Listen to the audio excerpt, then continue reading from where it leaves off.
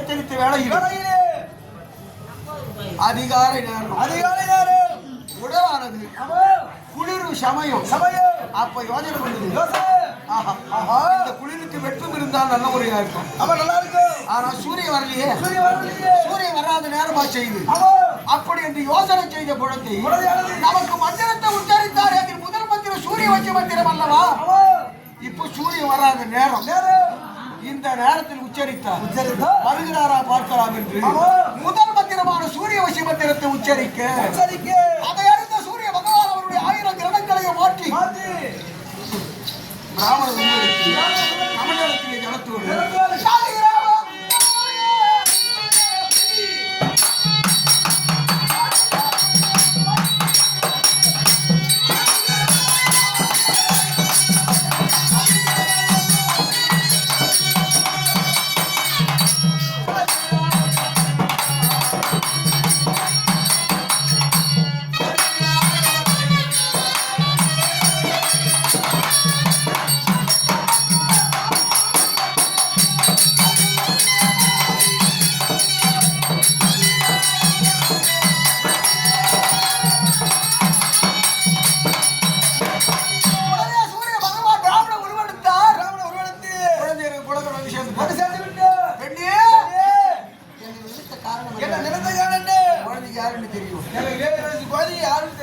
உடனே அந்த பிராமணர் மதத்திலே படுத்து சுவாமி தாங்கள் யார்? நீ நினைத்த மந்திரத்துக்குரிய தேவதையான சூரிய பகவான் நானே. ஐயா நீங்கள் தான் சூரிய பகவானா? போகட்டும் ஐயா, உங்களை நான் வேண்டுமென்று வரவழைக்கவில்லை ஐயா. இந்த மந்திரம் உண்மையா பொய்யா என்று சோதிக்கவே அழைத்தேன். இது உண்மையாகத்தான் இருக்கிறது. நீங்க போயிட்டு வரலாம்.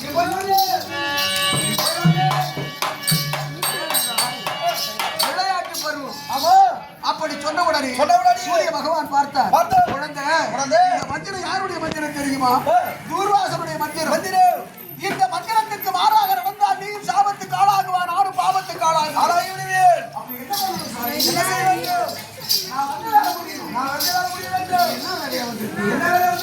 உனக்கு புத்திர வாக்கியம் வர வேண்டும். ஒரு புத்திர வாக்கியம் அடைய வேண்டும். குழந்தை ஆச்சரியப்படுகிறது. சுவாமி, உலகத்தை வளம் வரக்கூடிய நீங்கள் சொல்லக்கூடிய வார்த்தையா இது? நீங்கள் சொல்லக்கூடிய வார்த்தையா? என் நிலைமை என்ன பாத்தியா? 7 வயது குழந்தை, எனக்கு புத்திர வாக்கியம் வர வேண்டும் என்று சொல்லுகிறீர்கள். மலர்ந்த ஒரு முற்பத்தை எடுத்து முகர்வோமா? யாராவது வாசனை தரும். அது வாசனை தரும். நான் மலராத மங்கை, என்னை சேர்ந்து புத்திர வாக்கியம் அளிப்பதா என்று சொல்ல காலமில்லா காலத்திலே உச்சரித்து விட்டால் நான் வந்து விட்டேன். இந்த மந்திரமோ தேவருக்கெல்லாம் சாபம் கொடுக்கக்கூடிய தூர்வாசனுடைய மந்திரம். இதற்கு மாறாக நடந்தால் நீ பாவத்துக்கு ஆளாகுவார், நான் சாபத்துக்கு ஆளாகுவேன். நீ விருப்பம் என்றால் உன் கண்ணு பருவத்திற்கு மங்கை பருவமாக செய்கிறேன் என்று சொல்ல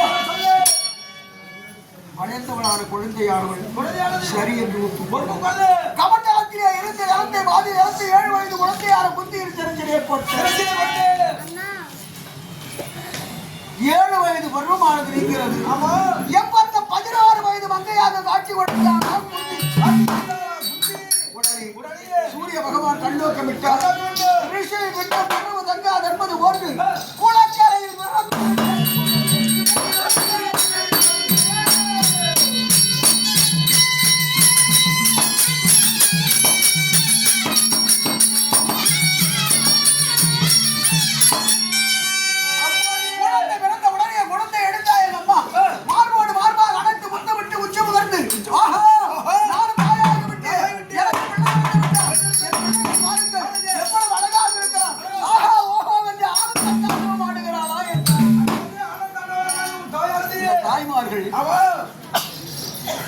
குழந்தையை கரு சுமந்து 10 மாதம் கருவை வேதனையோடு சுமந்து அந்த குழந்தையை பிரசவிக்க நேரத்திலே மறுபிறவி எடுப்பதற்கு சமம் என்று சொல்லுகிறார். அவ்வளவு வேதனைப்பட்ட பெற்று குழந்தையை பெற்றெடுத்த தாய் அந்த குழந்தையின் முகத்தை பார்த்தவுடனே இந்த அம்மையார் 10 மாதம் சுமந்ததும் இந்த கர்ப்ப வேதனைப்பட்டதும் வேதனைப்பட்டு இந்த குழந்தையை பிரசவித்ததும் எல்லாமே மறந்துடுவாங்க. தாய் பாசமானது உருவாகி விடுகிறது. அந்த குழந்தை நாள் ஞாபகம் மறுபடியும் இந்த ஞாபகம், இந்த நோய் ஞாபகமே வராது. அந்த மாதிரி எங்க அம்மா மொத்தத்தையும் மறந்துட்டாங்க. என் பிள்ளை பாருங்க எவ்வளவு அழகா இருக்கும்.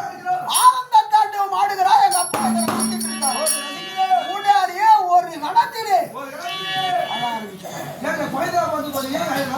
இதுதான் எங்க அப்பா கேட்டாங்க.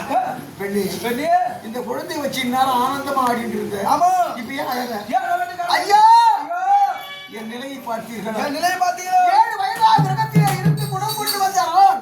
பருவமங்கு யாரது என்ன? ஒருவரை சேர்ந்தது என்ன? பிள்ளையை பெற்றது என்ன? தாயின் பிள்ளையுமாக நாட்டிலே சென்றால் என்போருற்ற பெண்கள் என்னை கண்டு ஏசுவார்களே. என் தந்தைக்கு இழுக்கல்லவா அப்படி என்று அழக்கூடிய வேளையில் எங்க அப்பா பார்த்தார். உனக்கு இந்த குழந்தை வேணுமா? குழந்தை வேண்டுமா இல்ல முன்ன போன வழி வேண்டுமா? எங்க அம்மா கொஞ்ச நேரம் ஆலோசனை செய்து அப்பவே என்ன கொண்டு உன்னை அப்பவே சேவை வச்சிருக்கலாம். தொல்லை ஓதி விடுறோம். நமக்கு இந்த கஷ்டம் வந்திருக்காது.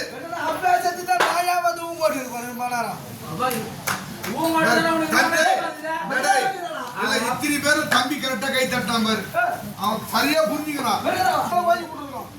தாயானவள் ஐயா ஐயா இந்த குழந்தையை வளர்க்கவும் முடியாது. இதை கொல்லவும் என்னால் ஆகாது என்று சொல்ல என் தந்தை அவர்களால் தங்கமயமான ஒரு பேழை என்ற ஒரு பெட்டியை உற்பத்தி செய்து அந்த பெட்டியில என்னை வச்சு என் தாய் என்னை பிரசவிக்கும் வேலையிலே முடுக்கி இருந்த ஆடை உள்ளாடை முழந்துடைய கிழித்து பெட்டியிலே பெட்டியை முத்தரித்து என்ன செய்தார்கள்?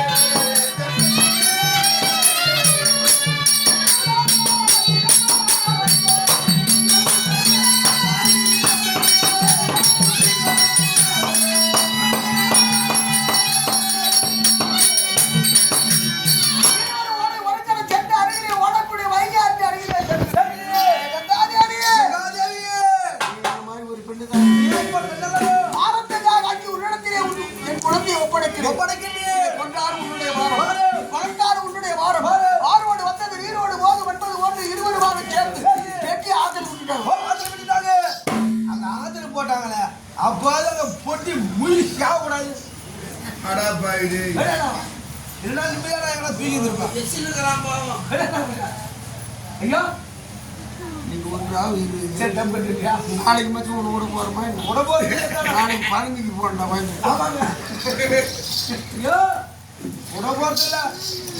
சரி சரி அந்த பெட்டியை விட்டுட்டாங்க.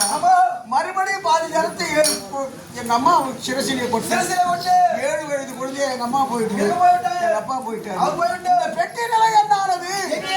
சொன்னது மாதிரி அந்த கங்காதேவி கொண்டு இருக்கிறான். அவளுக்கு கொல்ல மனமில்லாமல் அந்த அணைய ஒரு தாராட்டு போலவும் அதில் எழுப்பு ஓசை தாராட்டு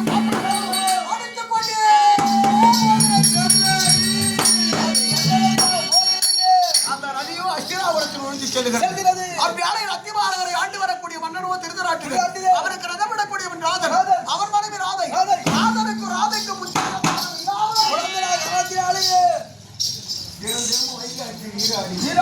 சூரியனை கோரி பிள்ளைக்கு தவம் இருக்கிறானா ராதன்? வழக்கம் போல் தவம் இருக்கிற ராதனுக்கு சூரிய பிரகாசம் போல் தங்கமயமான பெட்டி ஆற்றிலே வருவதை கண்டார். பெட்டி தங்கமா இருக்கு. உயிரை பொருட்படுத்தவில்லை. குதித்தார். பெட்டியை எடுத்தார். ஆசை ஆரம்பிட்டு பெட்டியே தங்கமா இருக்கிறது. இதில் உள்ளே என்ன வைரங்கள் இருக்குமோ அப்படி என்று அன்றாடமே உடைத்து பார்க்கிறார் பெட்டியை. அப்பொழுது பாரறிந்தின குழந்தை தாயின் மடியிலே எவ்வளவு சந்தோஷமா தவறு அந்த மாதிரி அந்த பெட்டியில அந்த குழந்தை தவறுதான் விளையாடி கொண்டிருக்கிறது. இந்த குழந்தையை பார்த்த உடனே பிள்ளைக்கு தவம் இருந்த ராதன் கண்ணற்றவனுக்கு கண் கிடைத்தது போன்று குழந்தை இல்ல ராதனுக்கு குழந்தை எடுத்து எடுத்தான். இன்றல்லவா எனக்கு பிள்ளை கொடுத்தது. சூரியனுக்கு அருள் எனக்கு கிடைத்து விட்டது. என் பிள்ளையை பாருங்க.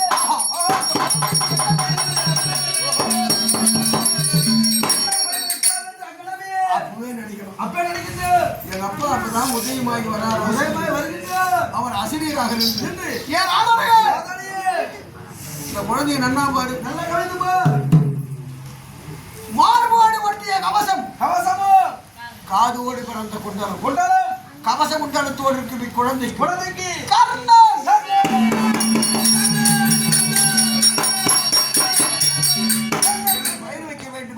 சொல்லு. இவனுக்கு தேவையான பொருள் கர்ணன் பேர் வச்சுட்டான். இவனுக்கு தேவையை எடுத்துட்டான். அந்த நாள்லயே அரசாங்கத்துக்கு எதிராக கடிச்சா ஒப்படைக்கிற பழக்கம் இந்த பொத்தி கொண்டு போனா அரசாங்கத்துல ராஜா வாட விட்டான். அதான் ராஜா ஆத்துல ஒரு தங்க போட்டி வந்தது. இந்த அரசாங்கத்தை சேர்த்து அவனும் உள்ள இந்த இருக்காங்களே இவனும் என்ன சொல்லல. இவனுக்கு தேவையை வச்சுட்டு குழந்தைய நானும் ஒரு வேலை போய் ஒரு கட்டமா மறைவே வளர்க்கிறான். ஒரு வரைந்தான் ஊரறிந்தான் உலகாடு மன்னனாடு திருநாடு இருக்கிற ராதன் வீட்டிலே குழந்தை வளரும் சமாச்சாரம் தெரிஞ்சு போச்சு. ராதன் வீட்டுல குழந்தையா குழந்தைதான் கொண்டு வர சொல்லு. கொண்டு வாங்க. என்னை கொண்டு போய் அரண்மனையில விட்ட உடனே அருகிலே இருந்த மாட்டு விதிராழ்வாரை என்னை பற்றி அண்ணனுக்கு சொல்ல. ராதனே இந்த அரண்மனை பார்த்தியா எப்படி இருக்குது பாத்தியா? கோவில் போட்டு இருக்கிறது. இங்கு ஓடி விளையாட ஒரு குழந்தை இல்லை. மழை அப்போ துரியோதனாதிகள் கிடையாது, பாண்டவர்கள் கிடையாது, யாரும் பிறக்கவில்லை. மழலை செல்வம் இல்லாத மாளிகையா இருக்கிறது. நீ கொண்டாந்த பெட்டி ஒண்ணு பெட்டி, அந்த பெட்டி ஒரு தராசில வை. இந்த குழந்தை ஒண்ணு வை. இந்த குழந்தை எனக்கு கொடுத்துரு. குழந்தை கொடுத்துரு. பொட்டின்னு எடுத்துப்போ. இவன் குழந்தை இல்லாத கொடுக்க முடியாது. மன்னனுக்கு மறுப்பு சொல்ல முடியாதவன் பொண்ணை ஒடுத்து விட்டு வாங்கி கொண்டார் ராதன். ராதன் பொண்ணை வாங்கிட்டாரு, என்னை பிள்ளையை வாங்கிட்டாரு. ஐயோ தானம் செய்யாம தானம் செய்யற காரணம் என்ன தெரியும்? நாமெல்லாம் எத்தனை பாத்திரத்தில் சாப்பிடுறோம்? ஒரு தட்டு. ஆமா என்ன தட்டு சாப்பிடணும்? அந்த தட்டுங்க இப்ப மாறி போச்சு. இப்ப ஏழை சாப்பிடு பாத்திரத்திற்கு அந்த நாளிலே களம் என்று பெயர். ஹலோ இந்த பெரிய பெரிய உள்ள கடை தெரியும். அந்த நாளில் வெங்கல கிண்ணி இருக்கும். அதுல பொழுது போடுறவரும் ஒரு சாப்பாடு வச்சிருந்தா கூட அந்த சிலும்பு ஏறாது. அது வெண்காலம். அதுதான் வெண்காலம்னு பேரு. களம் மகாராஜா கொண்டு வந்து பொற்காலம் 32 களத்திலே பரிமாறுவார்களாம் சாதம். ஒரு களத்திலே ஒரு பிடி எடுத்து வாயிலே வச்சு விட்டார். புழுவாக போகும்படி திருநாடுகளுக்கு ஒரு சாபம். அந்த சாபத்தை ஏற்று அறித்துக் கொண்டிருக்கும் வேளையில் மார்போடு மார்பாக நகர்ந்த கண்ணன் என்ற குழந்தையை கரமானது அந்த களத்திலே பட்டது. களப்புழு நீக்கிறது. அருகில் இருந்த மந்திரிமார் சொல்ல களப்புழு இருக்கிறவர் கண்ணன்.